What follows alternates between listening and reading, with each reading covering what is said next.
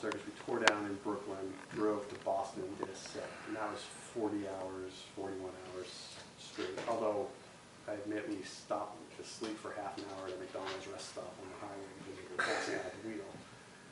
The longest I ever did for Local 16 was a World Peace Music Festival thing at Civic Center, and that was 26 hours straight, which was a pretty spectacular paycheck because we only got one meal 5 hours in. So it was 15 hours, 15 hours of meal, 1 hour straight time, 25 hours of double time, and 15 hours of meal penalty. Holy smoly. So, All right. and again, that was rock and roll, and I don't like doing it. How do you deal with the irregular work schedule? How do I deal with a regular work schedule? Depends on how irregular it is.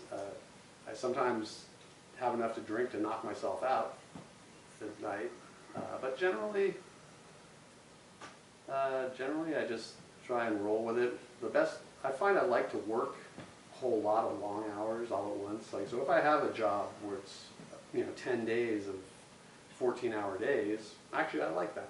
That's fine, and then I'll take a week or two off. So I try and work 2 big long jobs a month if I can, and just get all my work over with, because I'm a fundamentally lazy guy who wants to sit around a lot. So. Have you ever had any injuries related to work? Yeah, sure. I mean, who hasn't?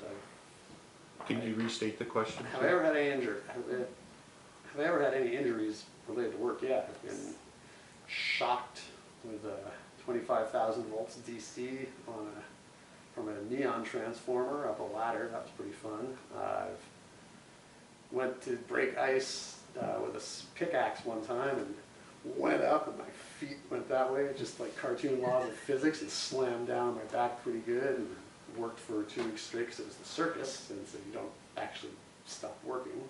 I broke my rib, I think, or cracked my rib about 6 months ago on something at Yerba Buena because I was hanging out of the grids trying to reach this truss to reset a light, and I just sort of rolled wrong on it, so that was painful for about a month. I've had knee surgery, although technically that wasn't work related, but both my knees are down to bone on bone, and the tendons in them look like beef jerky, and my doctor's amazed I'm still walking around, but I'm not as old as Hammer or Greg, so my knees haven't exploded yet. I think you're older than me.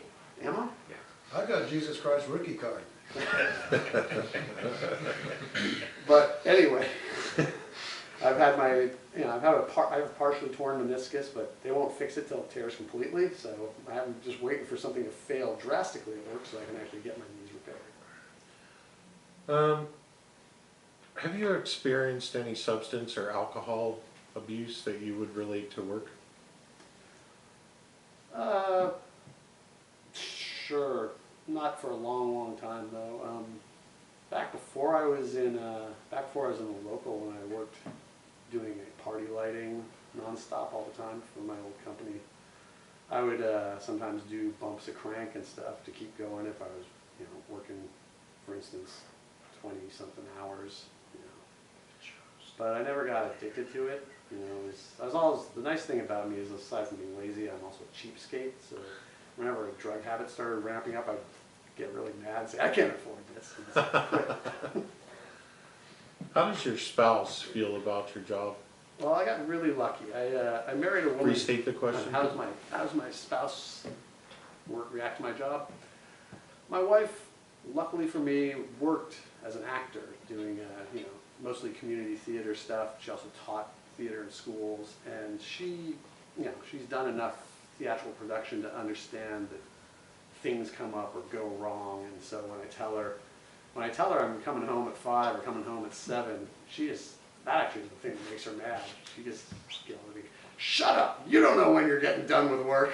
And then, well, the Book of Lies says that we're getting done at 7. And she says, yeah, well, we'll see. But so she understands. I mean, she doesn't like it. She doesn't like that we can't make plans to do things a lot of times, ever, because I'm always on the bounce. I don't have a regular job. I don't work in one theater, or so yeah, she's good with it. We've been married 19 years, and as I've gotten more seniority and more people have gotten to know me, I've been able to get better jobs with employers who are more stable. Like I do fewer and fewer party jobs. Party planners have no idea what they're doing when they show up, and you know, most of the time it's totally random stuff. So as I've moved away from doing parties, then my life's gotten better. Okay. Do you feel adequately compensated for what you do? Yeah, for the most part I do. Yeah, I work generally I work at the Symphony or at Moscone, and usually I'm working on a good contract. Yeah, we get paid really well most of the time. There are contracts that I haven't worked under, that I don't work under. There's the club contracts around town, the Warfield and the Fillmore. I think the Fillmore guys get some of them get $15 an hour or something like that, which is also around the same thing as a Starbucks barista. But again, it's rock and roll. I don't know. I avoid that part of the industry as best I can. But yeah, for what I do, I am well compensated, yes. Is there a specific temperament that you think stagehands possess? Is there a specific temperament that stagehands possess? I'd say probably some sort of messed up childhood. I don't know. I mean, you gotta have, I don't know what the temperament would be, but you have to be willing to deal with a lot of uncertainty. You have to be okay with not necessarily knowing where your next paycheck is coming from. You know, so what I find in this local and in this business is you start out as a hungry young kid and you're just like, I want to do this. This seems interesting and fun. And then you make a lot of personal sacrifices to get into the industry and sort of build your name up. And then as you build yourself up, then you can get better jobs. But when you're starting out, it's brutal. I mean, you have no idea how you're going to pay rent. You have no idea how you're going to eat. You can't go on dates because you make a date with somebody, and then if you're trying to get into the local, you can't turn down any calls. So, I mean, yeah, you have to be able to deal with uncertainty, I guess. Excellent. Okay. Do you think your friends understand what you do? Well, some of them do. I don't have too many friends, so there's that. I mean, outside of work, you know, there's people, my friends at work obviously know what I do, but having a personal life outside of this, I don't have a lot of them. I have a couple of really good friends that I've known for 20 or 30 years, and yeah, they understand what I do because I complain about it to them. You know, that's what I do. I bitch and moan about stuff. People who are more casual acquaintances, no, they have no idea what we do. Nobody knows what we do. People think there's a push button make show thing, you know. I think a lot of things is people see, not blaming everything on rock and roll, but no, people see those time-lapse photos of a big load-in for a rock tour, and they don't realize that the roadies, the people on that tour, before it ever went on tour, spent months in shops and stuff prepping all that stuff, and it's all bundled and pre-labeled and it all snaps together. But when you're doing anything that's one-off, corporate events, movies, anything like that, you're putting that stuff together on the fly for the first time, and they don't understand that at all. Yeah, I've had people like, especially party planners again, we do a walkthrough of what's going to happen, and I'm supposed to say there's a processional, and I'm supposed to light the processional as they walk through the space. And so they so they have everyone walk through, and they say, okay, let's do it with the lights now. It's like, well, I have to write that entire sequence. It's going to be 5-10 minutes while I get this right, Yeah, so no, everyone believes there's a push button that makes the show happen. Would you say you have slow hands? Yeah, I would, man. Fortunately, having slow hands pays the same as having fast hands. Let's see, is there anything you'd like to be asked about? Anything you want to talk on? No, I'd like to stick up for circus folk. Everyone makes fun of the circus justifiably, and calls them carnies and stuff like that. But circus is the oldest, well, second oldest form of theater. I guess the Greeks had theater before the Romans had circuses. Yes, we did.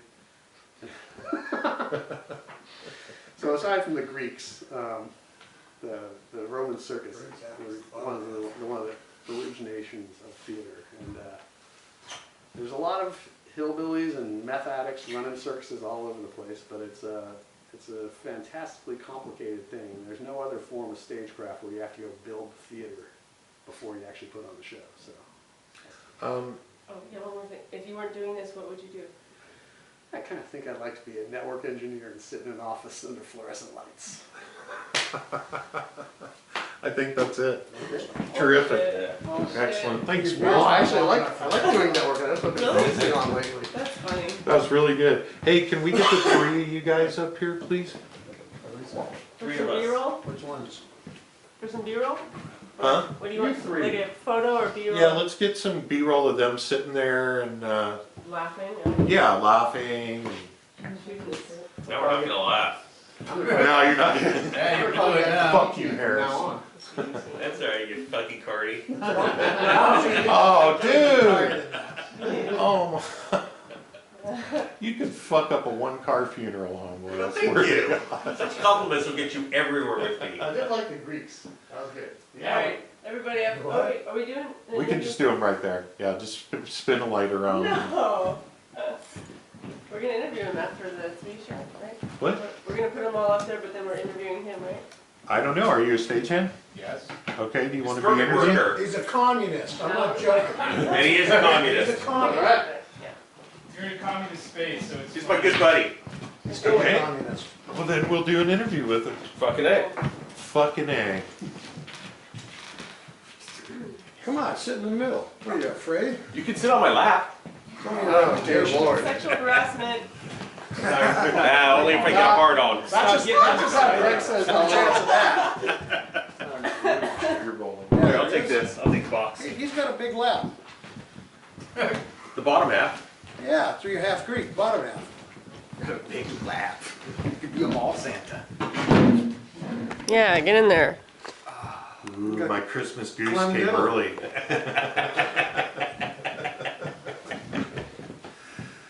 So somebody fucking asked us some questions or something, I don't know. Well, I think this is a better banter thing. If you guys just banter. I got a question. What kept you guys in the industry? People Aside like from you, the- working with guys like you. I like